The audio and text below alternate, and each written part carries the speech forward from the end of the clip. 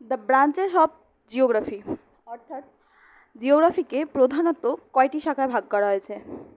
জিওগ্রাফিকে প্রধানত দুটি শাখায় ভাগ করা হয়েছে।